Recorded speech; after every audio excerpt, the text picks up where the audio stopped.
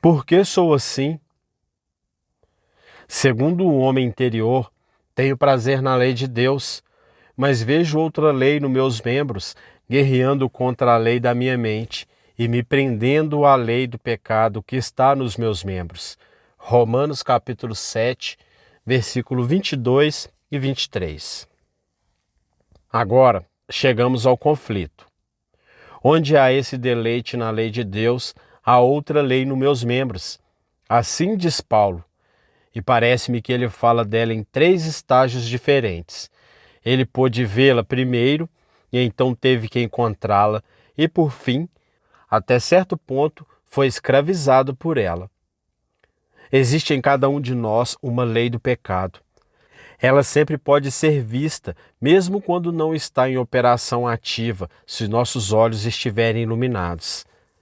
Sempre que ouço um homem dizer que não tem propensão ao pecado, concluo imediatamente que ele não mora em casa. Imagino que ele deva morar longe de casa, ou então nunca esteve em lugar nenhum, exceto na sala de estar da frente de sua casa, onde mantém sua profissão de fé. Ele não pode ter percorrido todos os cômodos e os vasculhado minuciosamente, ou teria descoberto em algum lugar que existe um coração maligno e incrédulo em se afastar do Deus vivo. Isso é verdade para o crente. Ele precisa clamar contra outra natureza e dizer: ajuda a minha incredulidade. Está sempre no homem, às vezes está adormecido.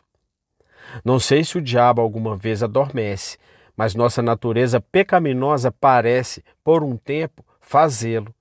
Não que seja menos pecaminosa quando dorme do que quando está acordada. É tão ruim quanto pode ser. A pólvora nem sempre explode, mas é sempre explosiva. Traga apenas uma faísca e logo ela irrompe, como se estivesse pronta e esperando para exercer seus poderes de explosão. A víbora pode estar enrolada sem causar danos, mas tem um vírus mortal sobre suas presas. Ainda é uma víbora mesmo quando não está mostrando seus dentes venenosos. Há em nossa natureza aquilo que enviaria o melhor santo para o inferno se a graça soberana não o impedisse.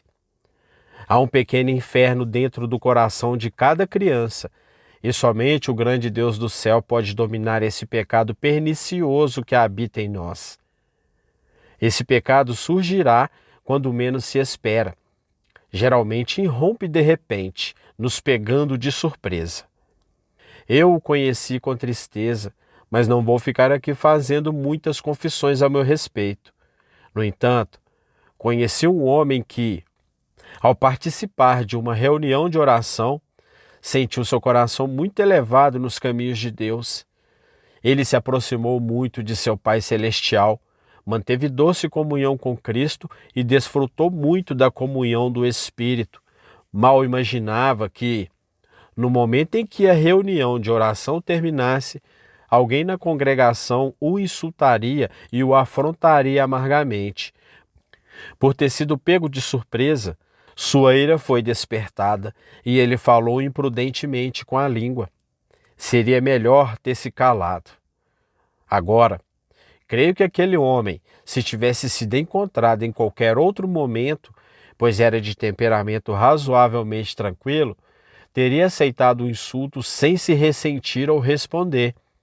Mas ele não havia sido avisado, portanto, estava desprevenido.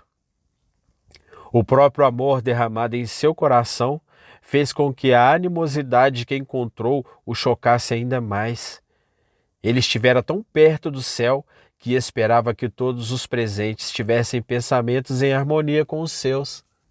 Não contava ser atacado naquele momento. Quando há mais dinheiro em casa, é o momento mais provável para ladrões invadirem. E quando há mais graça divina na alma, o diabo tentará, se puder, assaltá-la. Piratas não costumavam atacar navios quando saíam para buscar ouro nas Índias.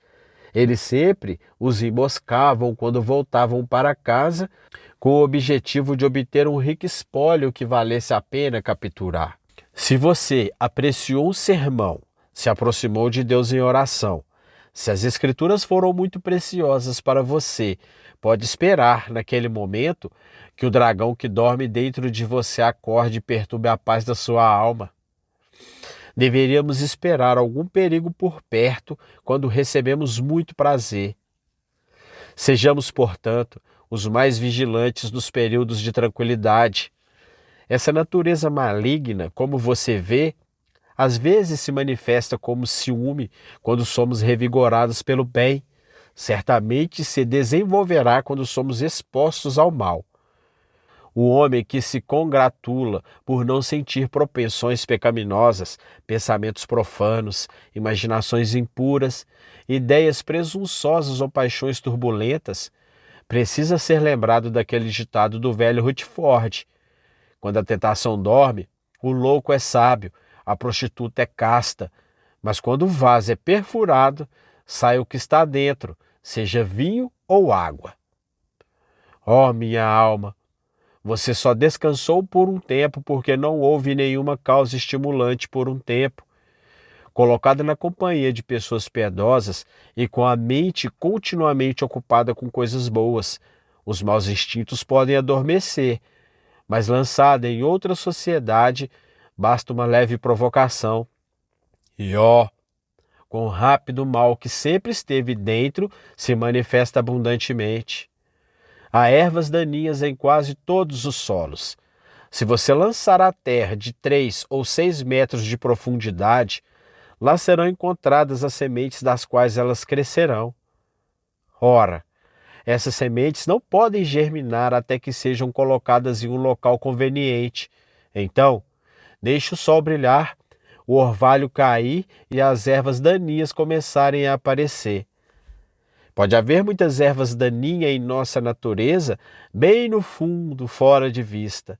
Mas se elas forem lançadas por alguma mudança de circunstâncias, encontraremos em nós mesmos males com os quais jamais sonhamos. Oh, que ninguém se vanglorie, que ninguém diga: eu jamais cairia nesse pecado em particular. Como você sabe, meu irmão? Você pode nunca ter estado naquela posição em que tal pecado teria traído. Cuidado! Talvez onde você pensa que é ferro, você seja barro. E quando pensa que o Senhor há razão para confiar em suas melhores faculdades, seus melhores desejos, suas melhores resoluções, somos completamente fracos e propensos a transgressões, apesar de tudo o que a graça de Deus fez por nós. O pecado que está em nós, como uma mancha em nossa constituição, pode facilmente se manifestar como uma doença repugnante, espalhando-se por todo o homem, da cabeça aos pés, e estragando todo o seu caráter. Rogo a Deus que isso nunca aconteça. É notável como o pecado se manifesta no cristão, mesmo nos seus deveres mais sagrados. Suponhamos que seja a oração, quando você sente que deve orar e que quer se aproximar de Deus, não encontra, às vezes, uma relutância, como se os joelhos estivessem rígidos e o coração duro? Na oração, quando sua alma é levada por pensamentos sobre coisas divinas, em sua alma, como um corvo carniceiro voando por uma paisagem, surge um pensamento ruim, você não consegue se livrar dele. Ou talvez você conclua sua devoção com muito deleite em Deus, mas ainda não saiu do seu quartinho quando um prazer estranho se apodera de sua mente. Uma autossatisfação por ter orado tão bem que está crescendo na graça, que está se elevando à plenitude da estatura de um homem em Cristo. É assim que você sai do recinto de adoração reverente, refletindo sobre sua própria importância, meditando sobre sua aptidão para ocupar um lugar acima da mesquinharia dos soldados de Cristo. Ou que você poderia muito bem assumir a patente de tenente na Igreja de Deus? Talvez, mais uma vez, você não tenha sentido nenhuma liberdade na oração e então, com um temperamento rabugento e irritado, murmure interiormente, se não disser de fato: é melhor desistir de rezar tais orações, pois não há utilidade nelas. Portanto, Faça o que quiser, faça o que fizer, ou deixe de fazer o que fizer. Ainda assim o mal que está dentro de você surgirá. Ele se intrometerá em você em algum momento para que você saiba de sua existência.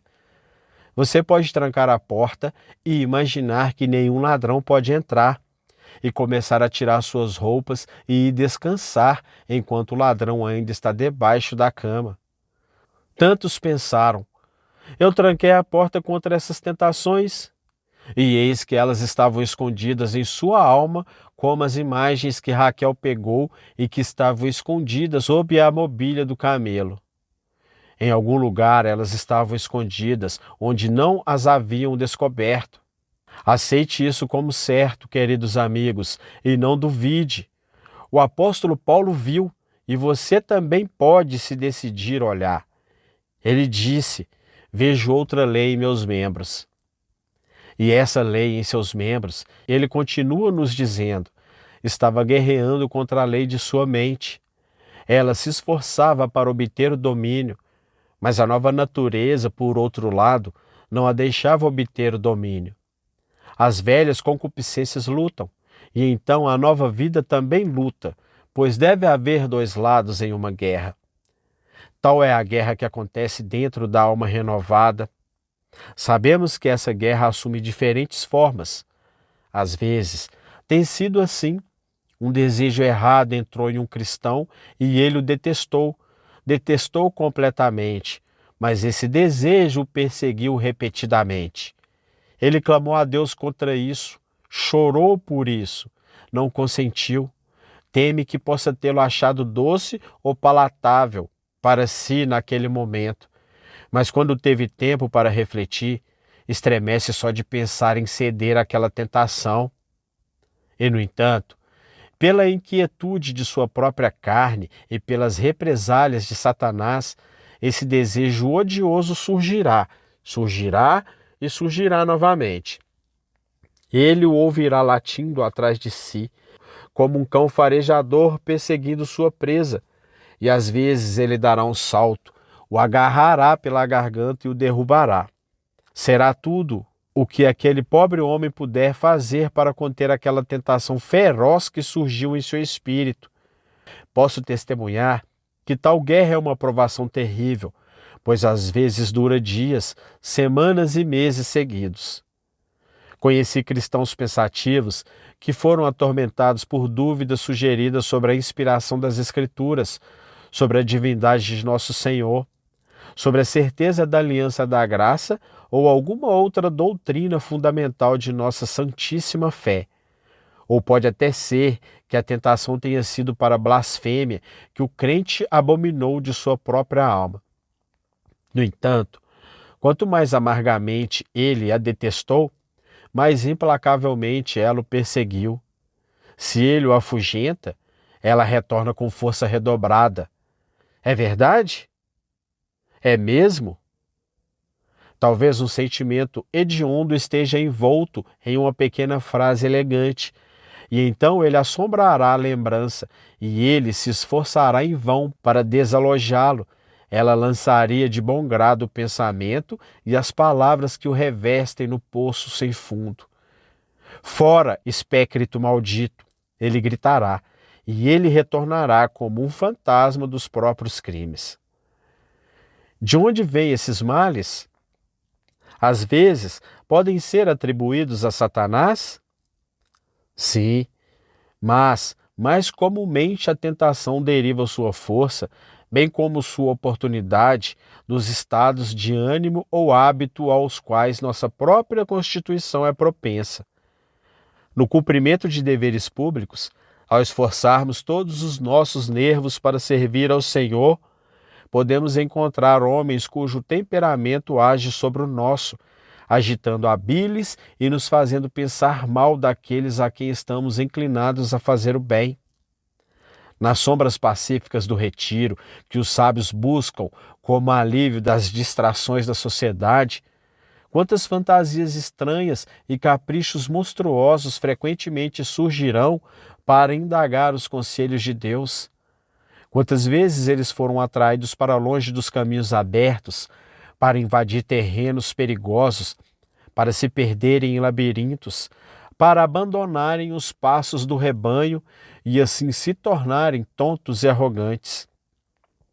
Em qualquer lugar, em todos os lugares, somos desafiados a lutar e devemos batalhar contra o pecado que nos assedia. Mas a guerra travada por essa natureza maligna nem sempre se dá pelo assédio contínuo da alma. Às vezes, ela tenta nos tomar de assalto. Este é um modo favorito de guerra dentro do nosso próprio coração corrupto. Quando estamos desprevenidos, ela vem e nos ataca. E como eu disse antes, somos propensos a estar desprevenidos quando somos levados à montanha alta, separados, quando estivermos perto do Senhor. Nessa esfera exaltada de comunhão, não pensemos no diabo. Sua existência não nos passou pela mente. Mas quando descemos novamente para a planície, logo descobrimos que ele ainda está vivo, ainda afligindo nossos irmãos e irmãs, ainda à espreita para nos enredar. Por isso, nossa experiência deve despertar nossa compaixão.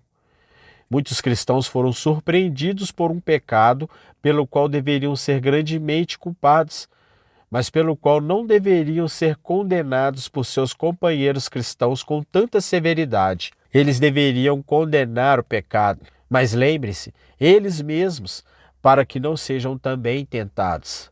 Muitos homens foram bons porque não tiveram a chance de serem maus, e creio que muitos cristãos professas permaneceram firmes porque a estrada não era muito acidentada, e não havia muito a ganhar em ficar parados.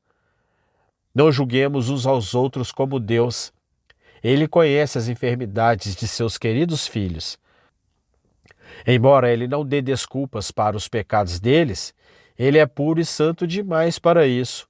Contudo, tendo apagado seus pecados pela expiação de Cristo Jesus, ele não nos rejeita nem os afasta da comunhão, como às vezes seu povo faz com seus pobres irmãos e irmãs que podem, afinal, ser tão verdadeiros filhos quanto eles próprios e ter tanto amor verdadeiro por seu Pai.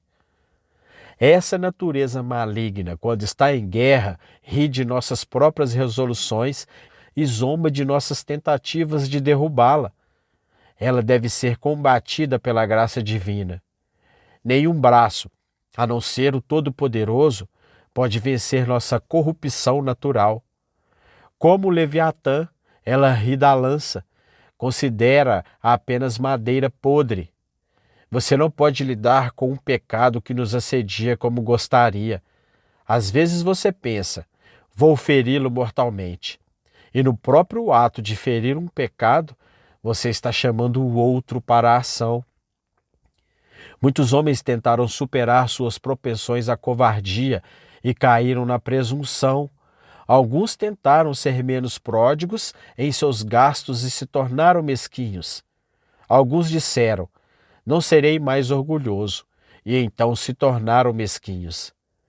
Conheci alguns que eram tão inflexíveis em relação à verdade de Deus que se tornaram intolerantes. Depois disso, tornaram-se tão tolerantes e se apegam à verdade com tanta desenvoltura que dificilmente se poderia confiar em sua constância. Olhe diretamente para frente e cumpra o dever que lhe é imposto a seguir. Não é fácil, acredite, defender-se das surpresas do pecado. É algo impossível, a menos que Deus, que criou a nova natureza, venha em seu socorro, alimente-a com o pão do céu, dê-lhe água da rocha eterna e guie em seu caminho para a boa terra, onde os cananeus jamais estarão, e onde nossa alma se banqueteará com leite e mel. O apóstolo disse que essa guerra o levou cativo à lei do pecado. O que ele quer dizer com isso? Não creio que ele queria dizer que se entregou a imoralidades flagrantes e abertas. Nenhum observador pode ter notado qualquer falha no caráter do Paulo. Paulo podia vê-la em si mesmo e viu falhas em sua vida onde não somos capazes de detectá-las, o que provavelmente era um hábito do apóstolo. Quando ouço um homem bom lamentando suas falhas, sei que o mundo dirá: eles o levarão a sério e pensarão que ele é como eles. Ao passo que, com todo homem piedoso, se você o conhecesse e observasse sua vida e conduta, seria compelido, se o julgasse com sinceridade, a dizer que ele era como Jó, perfeito e reto, alguém que temia a Deus e se desviava do mal. No entanto, esse mesmo homem seria o primeiro a ver manchas em si mesmo, porque tem mais luz do que os outros, porque ele tem uma ideia mais elevada do que os outros sobre o que é santidade, e principalmente porque vive mais perto de Deus do que os outros. Ele sabe que Deus é tão infinitamente santo que os céus não são puros aos seus olhos, e ele acusou os seus anjos de loucura. Portanto, todo aquele que se vê no espelho da lei vê em si uma imundície que nunca viu antes. Como disse Jó: eu te conheci só de ouvir, mas agora os meus olhos te veem. Por isso me abomino e me arrependo no pó e na cinza. Mas creio que o apóstolo não se referia aqui a atos de grave delito que o levaram ao cativeiro no que lhe diz respeito, embora muitos que são filhos de Deus caiam em lamentável cativeiro, porque a lei do pecado e da morte em seus membros às vezes os domina. Ó, cuidado com isso.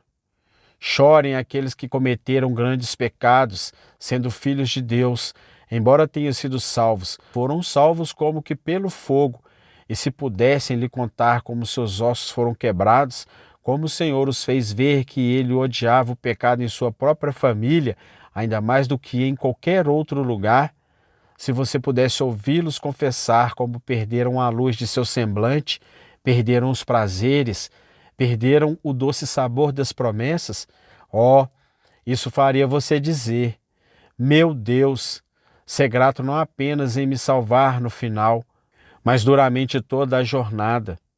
Sustenta meus passos em teu caminho, para que não vacilem. Faze-me correr no caminho dos teus mandamentos. É um cativeiro como os 2 israelitas na própria Babilônia, quando o Filho de Deus cai em algum grande pecado. Mas, muito antes de acontecer, e espero que no seu caso nunca chegue a tanto, creio que essa lei do pecado nos leva ao cativeiro em outros aspectos. Enquanto você luta e contende contra o pecado inato, dúvidas invadirão seu coração. Sou filho de Deus? Se sim, por que sou assim? Não posso orar como oraria, certamente, se eu fosse filho de Deus. Não seria impedido na devoção, nem iria a um local de culto e sentiria que não tenho prazer, enquanto outros festejam e cantam de alegria no coração. Em que cativeiro a alma é levada quando permite que o pecado inato lance dúvidas sobre a sua segurança em Cristo. Cristo, tendo sido toda a nossa confiança, é sempre em nós a esperança da glória a todos quantos o receberam. Deu-lhes o poder de se tornarem filhos de Deus, a todos quanto creram em seu nome. Se eu criei em seu nome, qualquer que seja minha experiência interior ou não, em minha própria opinião, se eu crio no nome de Jesus, tenho o privilégio de ser um filho de Deus. Mas às vezes dúvidas nos sobrevêm e assim somos levados ao cativeiro. Conheci aqueles que quase foram levados ao desespero. O Filho de Deus escreveu coisas amargas contra si mesmo e assinou sua própria sentença de morte. Graças a Deus, mesmo que assinemos nossa própria sentença de morte, ela não vale nada. Ninguém pode assinar isso, exceto o Rei, e ele jamais assinará por qualquer alma que crê nele, por mais fraco que seja seu amor. Podemos ser levados ao cativeiro por um senso de pecado, uma tentação de pecar ou uma rendição ao pecado. Se chegarmos a isso, isso nos tornará fracos no serviço, frios nas orações quando estamos sozinhos e sem alegria na companhia dos santos. Não, nos sentiremos quase sem vida. Que Deus nos livre disso. Que lutemos arduamente, que lutemos todos os dias para que possamos controlar o pecado.